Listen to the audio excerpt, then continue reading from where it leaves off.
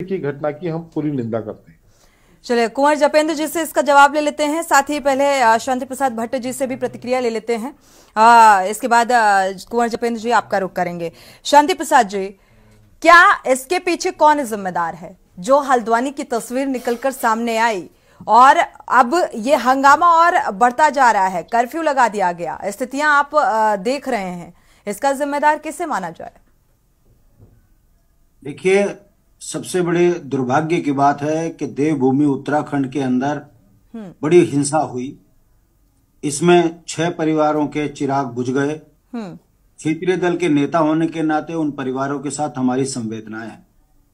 अब डिबेट का जो सार है कि इसमें दोषी कौन है, देखिए यशी जी, हाई कोर्ट के आदेश पहले भी थे जो आज भी स्टैंड कर रहे हैं कि जो भी सरकारी संपत्तियों पर बैठा है उस कब्जे को खाली कराया जाए।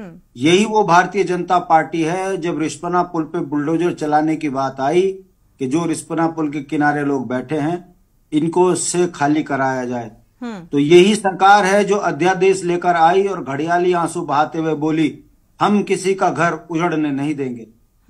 हम पूछना चाहते हैं उस समय पर हाई कोर्ट के आदेशों की अवहेलना इस सरकार ने क्यों करी, और अगर करी तो फिर बिना तैयारी के आप रात के अंधेरे में हल्द्वानी के उस गांव की ओर कैसे चले गए? अगर जाना था तो सुबह 10 बजे पर्याप्त टाइम होता है, दिन का उजाला होता है। और तीसरी बात, फोर्स इतनी कम क्यों थी? क्या ये एलआईयू का फेलियर है? एसएसपी अपनी ड्यूटी और अपने कर्तव्यों को सही तरीके से निभा नहीं पाए, अपनी शक्तियों का सही इस्तेमाल नहीं किया? जिला अधिकारी कहां सोई हुई थी? क्या उनको मालूम नहीं था कि एक विशेष व्यक्तियों के धार्मिक स्थल को अगर हम बेदखल करने जा रहे हैं तो वहां हिंसा भड़क सकती है? एक दिन में, एक घंटे में लाखों पत्थर यदि छतों पर इकट्ठे हुए हैं तो एलआईयू क्या कर रही थी? अगर इन तमाम बिंदुओं पर अगर आप देखेंगे तो ऐसा प्रतीत होता है कि जानबूझकर सूचनाओं को लीक किया गया, उनको हिंसा के लिए तैयार किया गया और फिर एक समय, निश्चित समय, जो राजनीतिक षड्यंत्र, हाँ, अतिक्रमण का वो समय, हटाने का समय 4 बजे कतई नहीं हो सकता। ड्यूटी 10 बजे अगर होती तो इतनी बड़ी हिंसा नहीं होती, और अगर फोर्स वहां होती तो इस तरह की कोई दिक्कत वहां नहीं आती। अब मेरा अंतिम वो, अगर सरकारी संपत्तियों पे कब्जा हुआ तो वो राजस्व अधिकारियों पर कार्रवाई क्यों नहीं, जिनके शासनकाल में ये घटनाएं घटी? अरे कब्जा तुम कराओ, नेता तुम कब्जा कराओ, सड़क तुम बना के दो, बिजली तुम लगा के दो, उसके बाद हाई कोर्ट का सहारा लेकर किसी की आस्थाओं पर चोट मारने तुम पहुंच जाओ। न्यायालय का फैसला, देखिए, न्यायालय का जो फैसला निकलकर सामने आता है तो क्या वो जायज फैसला नहीं था? उससे इत्तेफाक नहीं रखते हैं शांति प्रसाद जी? मेरा ये कहना है कि जो सरकारी संपत्ति पे बैठे हैं उन्हें उजाड़ो। ऐसा नियम बनाइए कि जो सरकारी संपत्ति में बैठा है वहां का अधिकारी सबसे पहले बर्खास्त हो, जिसके अधीन में वो संपत्ति की रक्षा की ड्यूटी है। उसके बाद जाकर जो संपत्ति पे कब्जा कर रहा है उसके ऊपर गैंगस्टर एक्ट लगाकर जेल भेजो, तब तो हम माने कि उत्तराखंड में सरकार नाम की चीज है।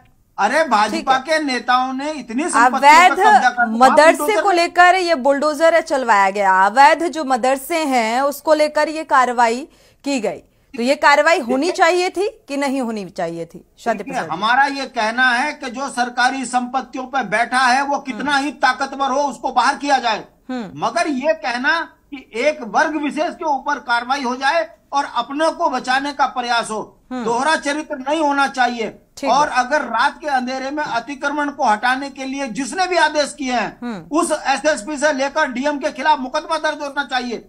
हाई कोर्ट के सिटिंग जज से यदि इसकी चलिए, जांच करा आरोप गंभीर है और सवाल बेहद महत्वपूर्ण है। जपेंद्र जी का रुख कर लेते हैं। हमारे साथ उमा सिसोदिया जी भी जुड़ चुकी हैं, आम आदमी पार्टी से प्रवक्ता। स्वागत है आपका इस चर्चा में शामिल होने के लिए। जपेंद्र जी, आपसे जवाब लेंगे, मंशा क्या है? ये दोहरा चरित्र का जो आरोप, शांति प्रसाद जी की बात आप सुन पा रहे थे, कांग्रेस प्रवक्ता की भी बात आपने बखूबी सुनी, और साथ ही क्या जाति और धर्म में डिवाइडेशन की यह राजनीति है, राजनीतिक षड्यंत्र के तहत ये पूरी तस्वीर सामने आ रही है? और जो महत्वपूर्ण सवाल उठ रहा है कि हल्द्वानी में ये हंगामे की तस्वीर जो निकलकर सामने आई हल्द्वानी से, क्या इसका अंदेशा नहीं था सरकार को? देखिए, पूरे उत्तराखंड के अंदर पिछले लगभग 1-1.5 वर्षों से अतिक्रमण के खिलाफ अभियान चलाया जा रहा है। नगर नगर, कस्बे कस्बे में ये अभियान निरंतर चल रहा है। पर्वतीय जनपदों में अतिक्रमण हटाया गया, हरिद्वार जिले में हटाया गया, देहरादून में हटाया गया, आपका कुमाऊं मंडल में हटाया गया। कहीं कोई घटना नहीं हुई। ठीक है, छुटपुट विरोध होता है, जो अतिक्रमण करके बैठा है और जब उसे वहां से हटाया जाता है तो उसे तकलीफ होती है, लेकिन वो भी प्रक्रिया के तहत पहले नोटिस दिए जाते हैं, उन्हें सूचित किया जाता है, उन्हें बताया जाता है, उनकी सभी अधिकारी और शासन प्रशासन से जुड़े हुए लोग उनकी संतुष्टि करते हैं, उसके बाद अतिक्रमण हटाने की कार्रवाई अमल में लाई जाती है। ऐसा ही इस बनकुलपुरा क्षेत्र में भी हुआ।